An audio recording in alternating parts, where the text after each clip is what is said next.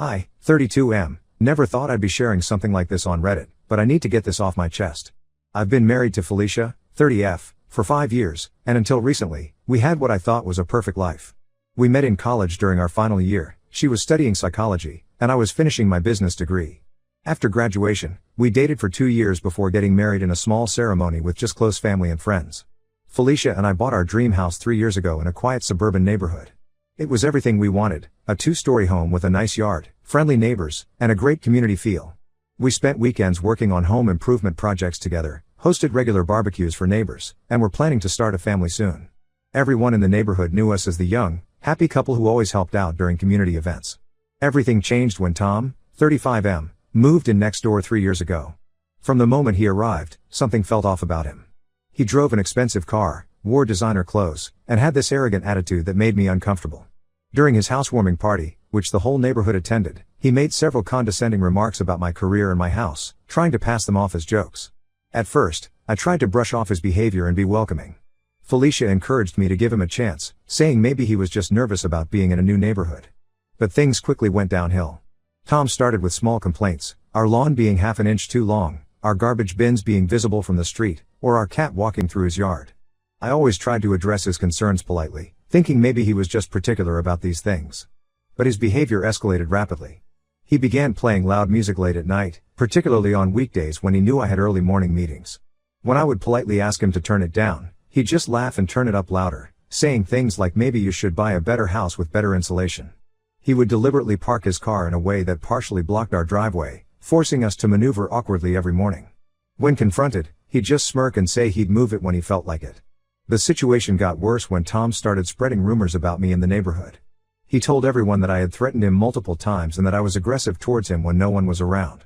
He claimed I had made racist comments about him, which was completely false, and that I was trying to force him out of the neighborhood. Some neighbors actually started believing him and avoiding me. I could see them whispering when I walked by, and people stopped inviting us to neighborhood events. Felicia initially supported me through all of this.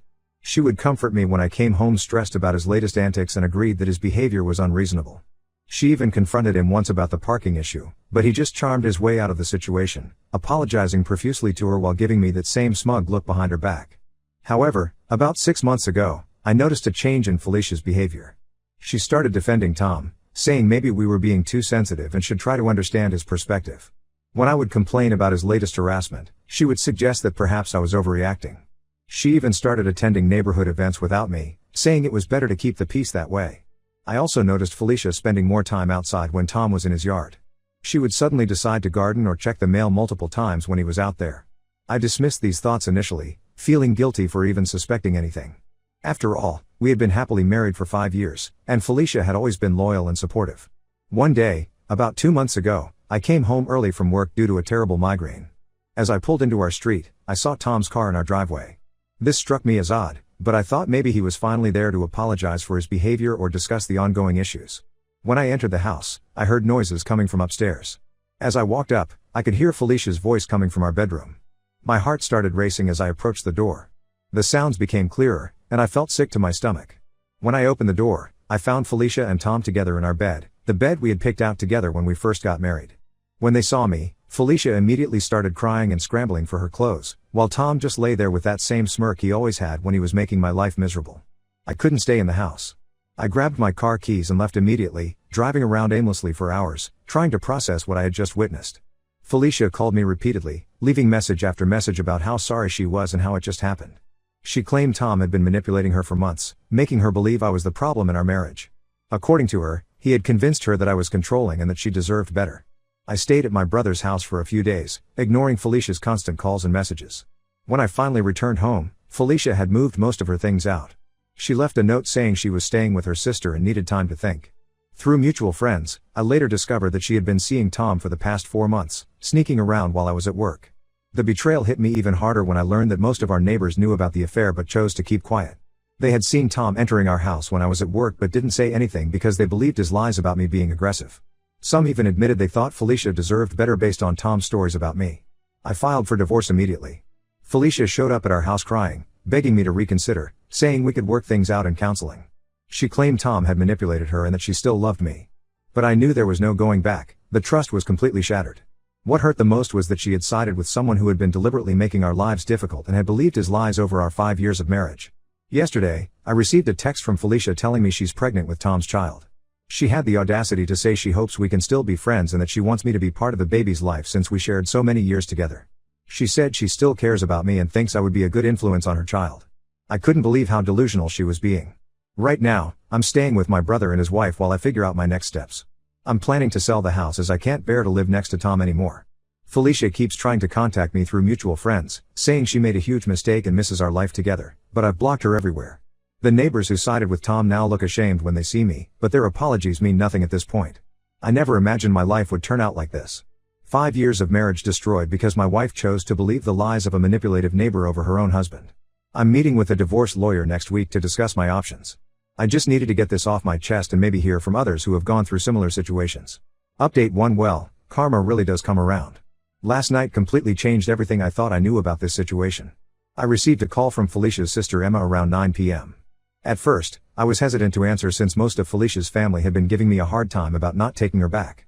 But Emma had always been different. She was actually the one who told me about Felicia's previous meeting with Tom behind my back. What Emma told me left me completely speechless. Apparently, Tom had been playing a much bigger game than any of us realized.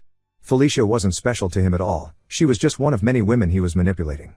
2 other wives from our street, Jennifer from number 23 and Maria from number 15, are also expecting his children. Their husbands, like me, have all filed for divorce. The way everything came crashing down is almost unbelievable. Jennifer, who's about 2 months pregnant, decided to surprise Tom at what she thought was his workplace. He had told her he was a senior executive at a tech company downtown. When she arrived at the office building, the receptionist had never heard of him. Confused and suspicious, Jennifer started doing some deeper digging online.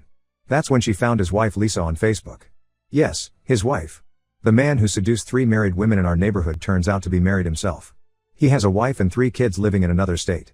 Jennifer immediately reached out to Lisa and sent her all the evidence of Tom's affairs, including pictures of him with different women from our neighborhood and screenshots of messages where he promised to leave his ex-wife for them. Emma told me that Lisa showed up at our neighborhood yesterday morning with divorce papers and their 3 kids, twin girls aged 8 and a 5-year-old boy. She confronted Tom right on his front lawn while he was washing his precious car. The whole neighborhood gathered to watch as Lisa exposed every single lie he had told. Turns out, Tom isn't even employed. He's been living off money from his wife's inheritance, pretending to work from home while actually spending his days pursuing married women in our neighborhood. The expensive car, designer clothes, and lavish lifestyle were all funded by his wife's money. He had told Lisa he was working remotely for a startup in our city while actually using her money to rent the house next to mine and fund his affairs. Felicia witnessed the whole confrontation. Emma said she's completely devastated.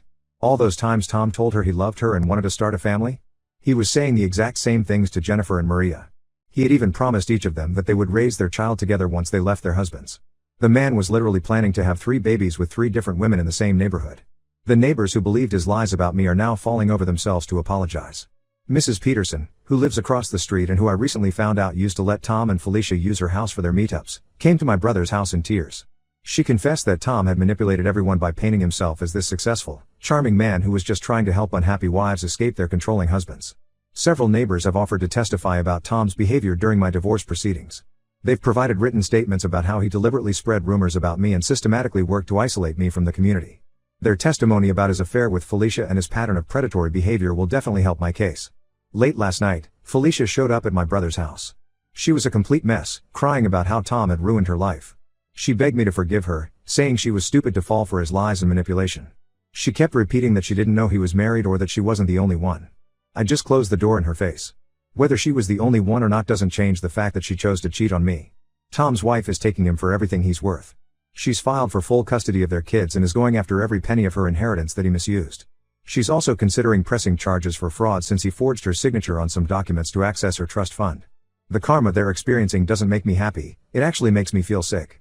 3 marriages destroyed, 3 babies who will be born into broken homes, and 3 kids who just found out their father is a serial cheater. The whole situation is just sad. The most ironic part?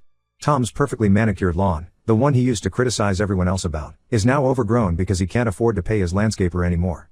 His wife canceled all his credit cards and froze their joint accounts. The guy who used to mock my car is now taking the bus. I've instructed my lawyer to proceed with the divorce as aggressively as possible.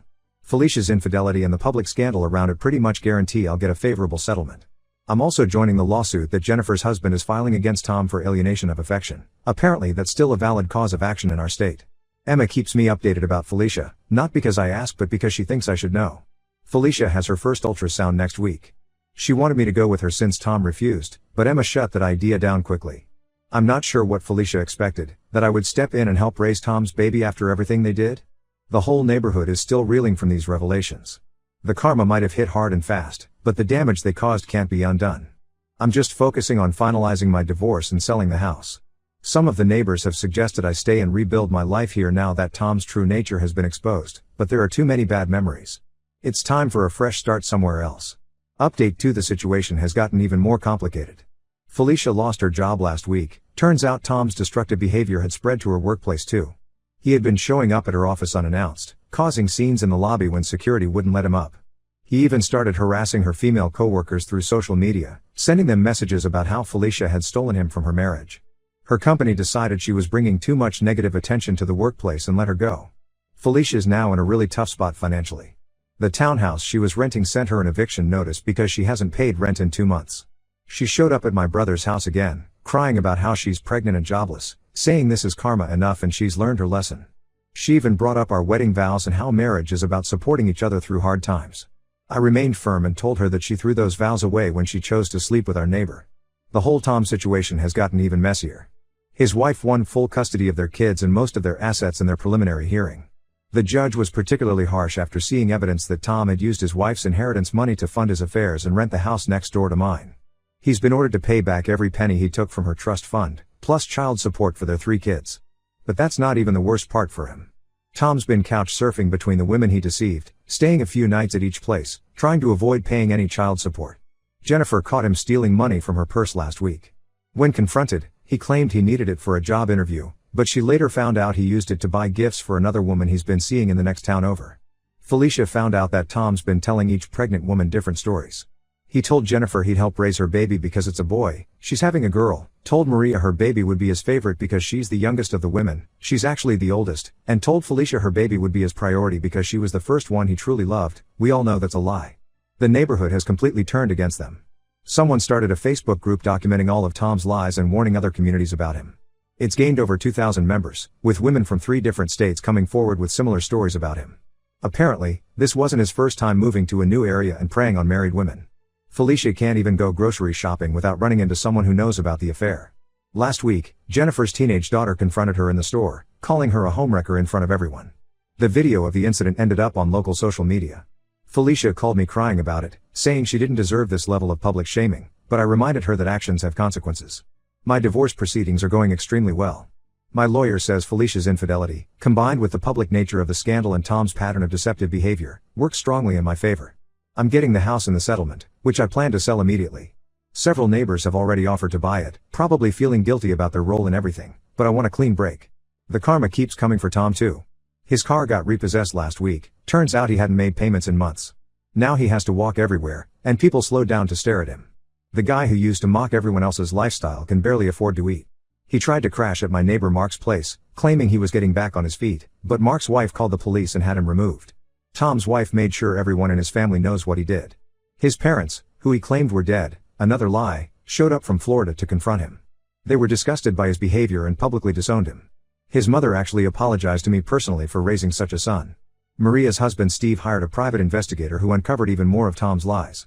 Apparently, he has 2 other children in different states that he never told anyone about, not even his wife. The PI found court orders for child support that Tom's been dodging for years. Felicia keeps texting me about how stressed she is about the baby. She's worried about being a single mother and keeps hinting that she needs financial support. I forwarded all her messages to my lawyer. Her sister Emma told me Felicia's been talking about putting the baby up for adoption since Tom made it clear he won't help with anything. I'm just focusing on finalizing the divorce and moving forward with my life. This whole situation has shown me who my real friends are. Most of our mutual friends sided with me after the truth about Tom came out, but I'm still keeping my distance. It's hard to trust people who waited until after everything exploded to show their support. Update 3: Final update on this situation. The divorce was finalized last week, and I've sold the house for a good price. I'm writing this from my new apartment in a different city, about 3 hours away from all the drama. I took a job offer here that came with a significant pay raise, and the fresh start has been exactly what I needed for my mental health. Felicia gave birth last month to a baby girl. Tom wasn't even there for the delivery, he was too busy dealing with legal troubles from his various affairs and unpaid child support cases. Emma told me Felicia had a difficult time during labor and kept asking for Tom, but he wouldn't answer his phone.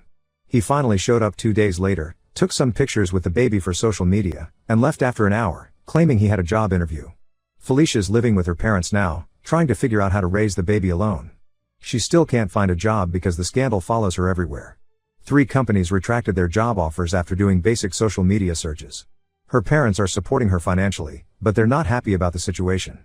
Her dad, who used to treat me like a son, called me last week to apologize for everything and admitted that Felicia's behavior has strained their whole family.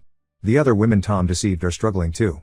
Jennifer lost her business, a small bakery she ran for 10 years, because locals started boycotting it after the affair came to light.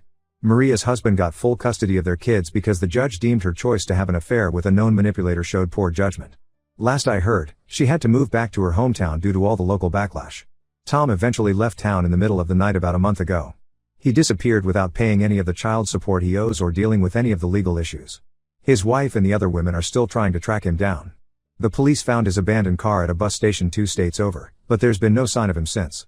Some people think he started over in another town with a new identity, ready to prey on more unsuspecting families. The Facebook group warning others about Tom has grown to over 5,000 members. More women keep coming forward with similar stories about him from different states. Apparently, he's been doing this for over a decade, moving from town to town, destroying families and leaving pregnant women behind. His wife's lawyer is building a case for criminal fraud based on all the evidence. Felicia sent me a long email last week. She wrote about how she regrets everything and realizes what she threw away. She described how hard it is being a single mom, how her parents make her feel ashamed every day, and how she misses our life together. She even suggested that we could try again, saying she's grown from this experience and knows now what really matters in life. I didn't respond. Some wounds are too deep to heal, and some betrayals too severe to forgive. The house sold quickly, well above asking price. I used the money to buy a small condo in my new city and invested the rest. My new job keeps me busy, and I've started playing basketball in a local league. It's nice being somewhere where nobody knows my story or looks at me with pity. Emma still keeps me updated about Felicia and the baby, though I've asked her to stop. Apparently, Felicia named the baby Hope, saying she's hoping for a better future. She's trying to get Tom to take a paternity test for child support purposes, but nobody can find him. Her parents are pushing her to put the baby up for adoption, saying she can't raise a child in her current situation, but she's refusing. The neighbors from my old street sometimes reach out, usually to tell me about new developments in the Tom saga or to apologize again for their roles in everything. I've stopped responding to most of them. Some of them genuinely feel bad, but their guilt isn't my responsibility to handle. I'm focusing on rebuilding my life and moving forward. The whole experience taught me a lot about trust, friendship, and the importance of standing up for yourself. Sometimes the best revenge is living well and letting karma do its work. This will be my final update. It's time to close this chapter of my life completely. Thanks to everyone who supported me through this journey.